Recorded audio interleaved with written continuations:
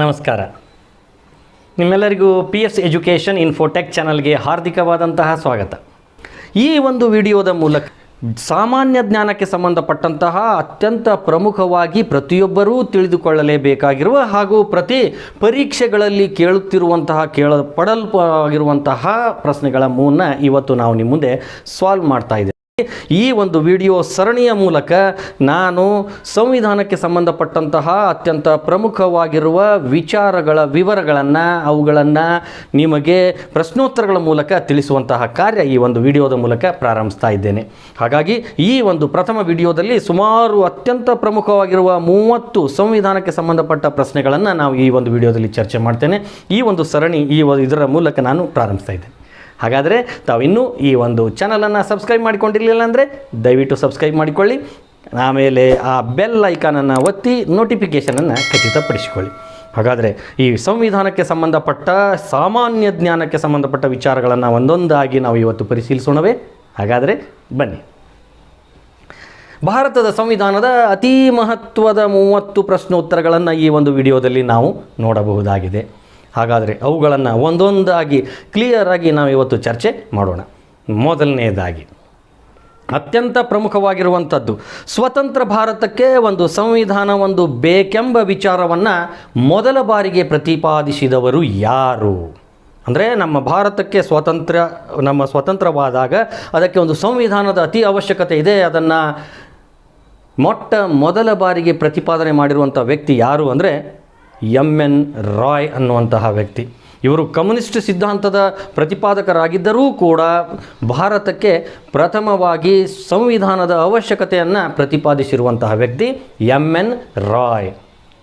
ಇನ್ನು ಎರಡನೆಯದಾಗಿ, ಭಾರತ ಸಂವಿಧಾನದ ರಚನಾ ಸಮಿತಿಯನ್ನು ಯಾವ ಸಮಿತಿಯ ಶಿಫಾರಸಿನ ಮೇರೆಗೆ ಸ್ಥಾಪಿಸಲಾಯಿತು?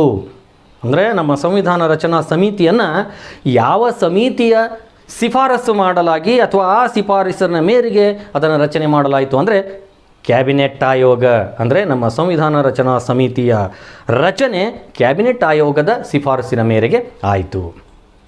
ಭಾರತ ಸಂವಿಧಾನದ ರಚನಾ ಸಮಿತಿಯ ಅಧ್ಯಕ್ಷರು ಯಾರು? ನಮಗೆಲ್ಲ ಗೊತ್ತು.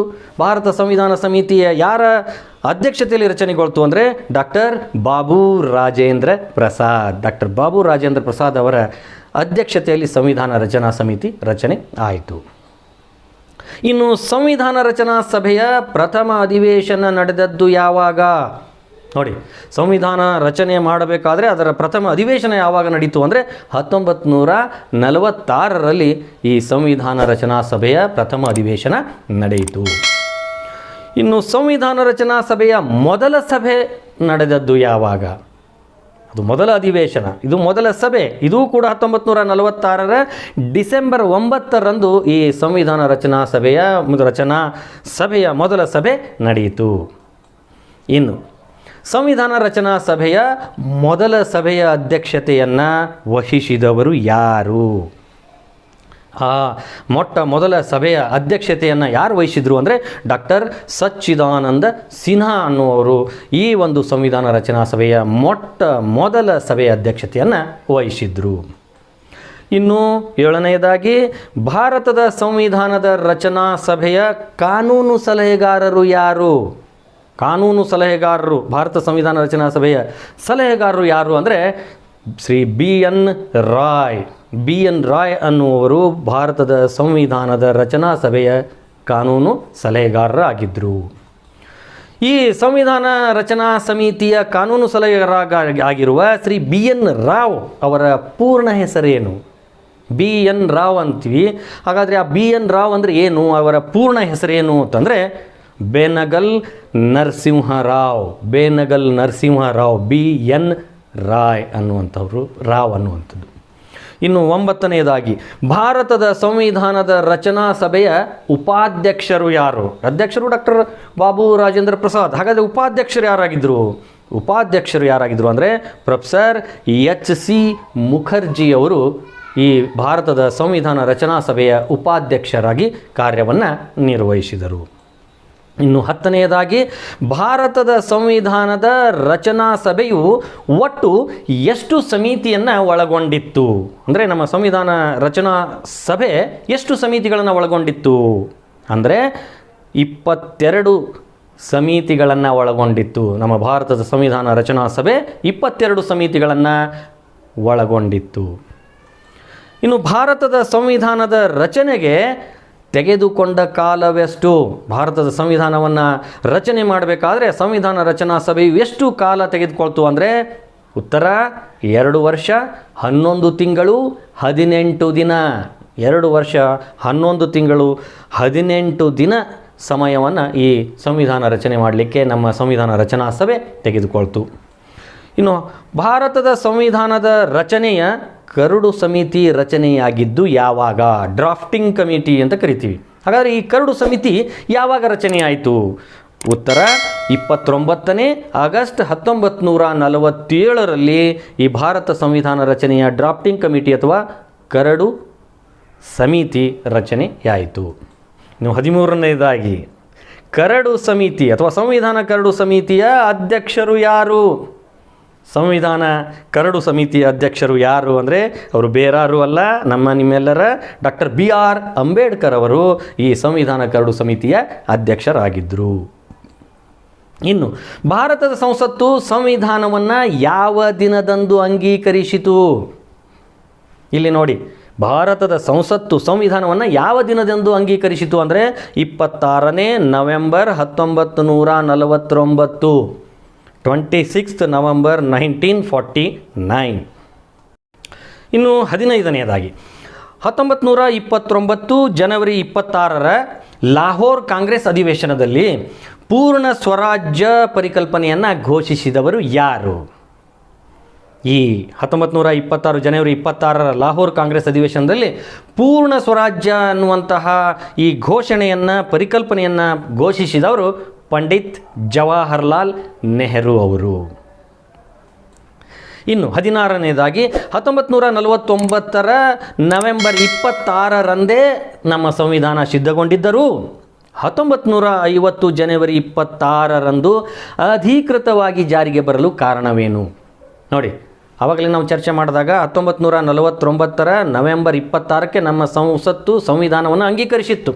ಆದರೆ ಜಾರಿಯಾಗಿದ್ದು 1950 ಜನವರಿ 26ರಂದು. ಹಾಗಾದರೆ ಅವತ್ತು ಜಾರಿಯಾಗಲಿಕ್ಕೆ ಅದಕ್ಕೆ ಕಾರಣ ಏನು? ಅಧಿಕೃತವಾಗಿರುವಂಥದ್ದು ಅಂದರೆ 1929 ಜನವರಿ 26ರಂದು ಜವಾಹರ್ಲಾಲ್ ನೆಹರು ಪೂರ್ಣ ಸ್ವರಾಜ್ಯ ಘೋಷಿಸಿದ ದಿನ. ಆ ದಿನದ ಸವಿ ನೆನಪಿಗಾಗಿ ಅದನ್ನು 26 ಜನವರಿ 1950ರಿಂದ ನಮ್ಮ ಸಂವಿಧಾನವನ್ನು ಜಾರಿಗೊಳಿಸಲಾಯಿತು.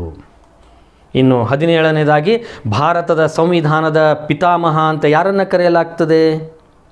ರೈಟ್, ಭಾರತದ ಸಂವಿಧಾನದ ಪಿತಾಮಹ ಅಂತ ಕರೆಯಲ್ಪಡುವುದು ಡಾಕ್ಟರ್ BR ಅಂಬೇಡ್ಕರ್ ಅವರನ್ನು. ಇನ್ನು ಒಂದು ದೇಶವು ಅನುಸರಿಸುವ ಮೂಲಭೂತ ಕಾನೂನನ್ನು ಡ್ಯಾಶ್ ಡ್ಯಾಶ್ ಎನ್ನುವರು. Fill in the blanks. ಒಂದು ದೇಶ ಅನುಸರಿಸುವಂತಹ ಮೂಲಭೂತ ಕಾನೂನನ್ನು ಟಿಮ್ ಟಿಮ್ ಎಂದು ಕರೆಯುವರು. ಟಿಮ್ ಟಿಮ್ ಅಂದರೆ ಅಲ್ಲಿ ಏನಂತ ಕರೀತಾರೆ? ರೈಟ್, ಒಂದು ದೇಶವು ಅನುಸರಿಸುವ ಮೂಲಭೂತ ಕಾನೂನನ್ನು ಸಂವಿಧಾನ ಎಂದು ಕರೆಯುವರು ಅಥವಾ ಸಂವಿಧಾನ ಎನ್ನುವರು. ಇನ್ನು 19ನೇದಾಗಿ ಆರಂಭದಲ್ಲಿ ಮೂಲ ಸಂವಿಧಾನದಲ್ಲಿದ್ದ ಭಾಗಗಳು, ಅನುಚ್ಛೇದಗಳು ಹಾಗೂ ಅನುಸೂಚಿಗಳೆಷ್ಟು?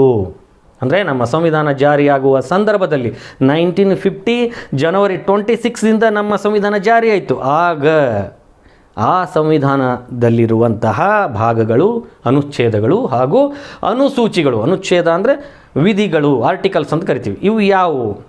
ಸಂವಿಧಾನದ ಭಾಗಗಳು ಎಷ್ಟಿದ್ದು ಅಂದರೆ 22 ಭಾಗಗಳನ್ನು ಹೊಂದಿತ್ತು ನಮ್ಮ ಮೂಲ ಸಂವಿಧಾನ ಜಾರಿಯಾಗುವ ಸಂದರ್ಭದಲ್ಲಿ. ಸಂವಿಧಾನದ ಅನುಚ್ಛೇದಗಳು ಎಷ್ಟಿದ್ದು ಅಥವಾ ಆರ್ಟಿಕಲ್ಸ್ ಎಷ್ಟಿದ್ದು, ವಿಧಿಗಳು ಅಂದರೆ 395. ಇನ್ನು ಸಂವಿಧಾನದ ಅನುಸೂಚಿಗಳು ಎಷ್ಟಿದ್ದು ಅಂದರೆ 8 ಅನುಸೂಚಿಗಳನ್ನು ನಮ್ಮ ಮೂಲ ಸಂವಿಧಾನ ಹೊಂದಿತ್ತು. ಇನ್ನು 20ನೇದಾಗಿ ಸಂವಿಧಾನವು ಯಾರ ಹಕ್ಕುಗಳನ್ನು ರಕ್ಷಿಸುತ್ತದೆ?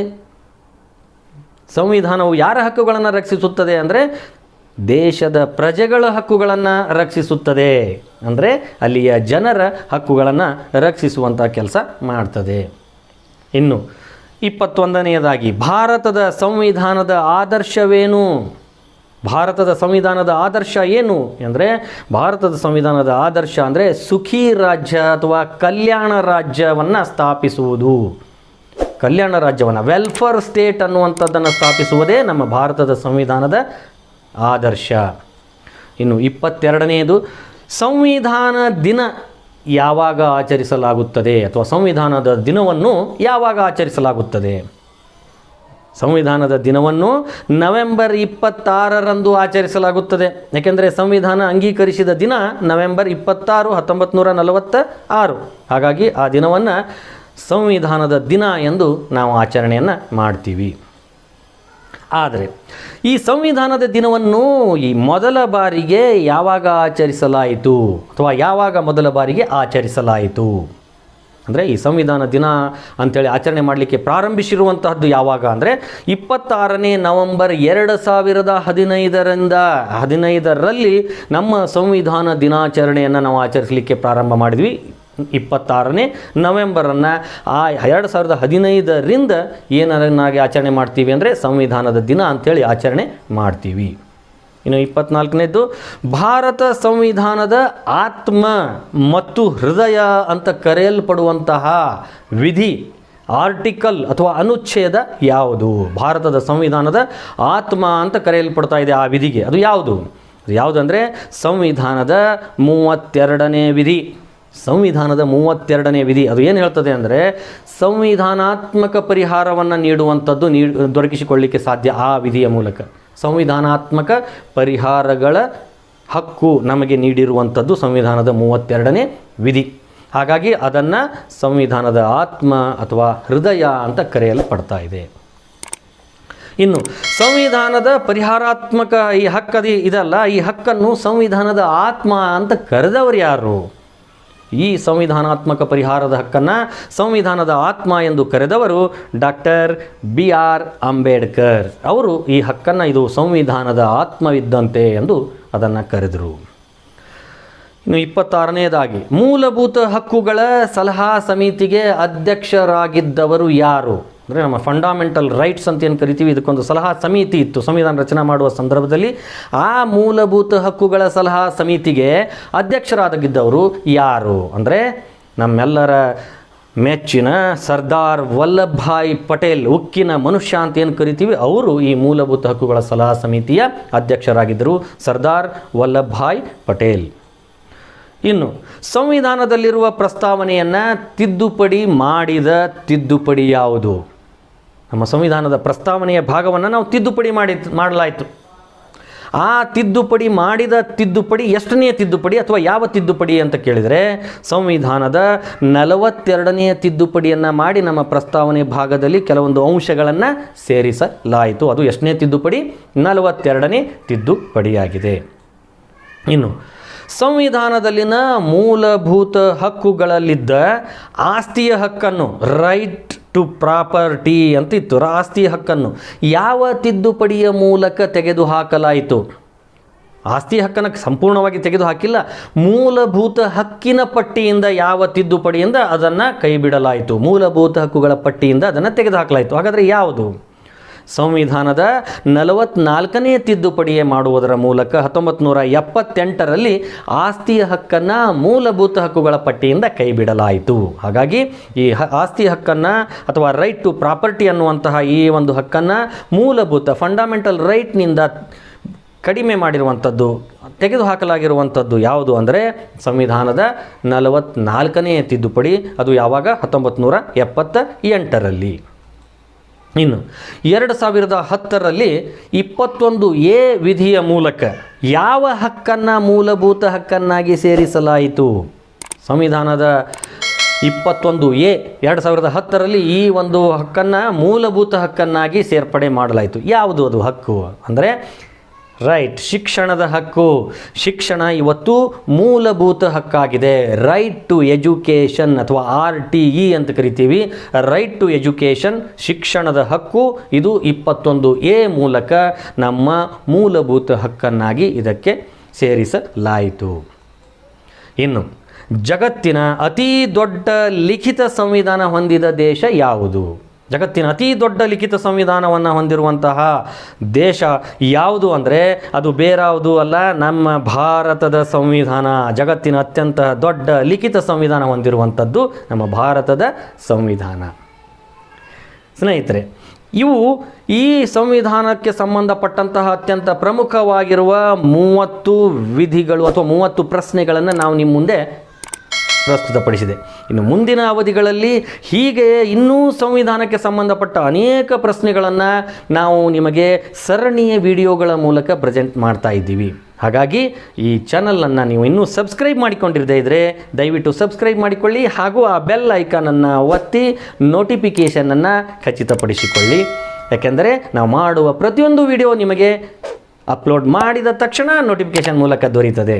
ಹಾಗಾಗಿ ದಯವಿಟ್ಟು ಈ ಚಾನಲನ್ನು ಸಬ್ಸ್ಕ್ರೈಬ್ ಮಾಡಿಕೊಂಡು ಬೆಲ್ ಐಕಾನನ್ನು ಒತ್ತಿ ನೋಟಿಫಿಕೇಷನ್ ಖಚಿತಪಡಿಸಿಕೊಳ್ಳಿ. ನಮಸ್ಕಾರ.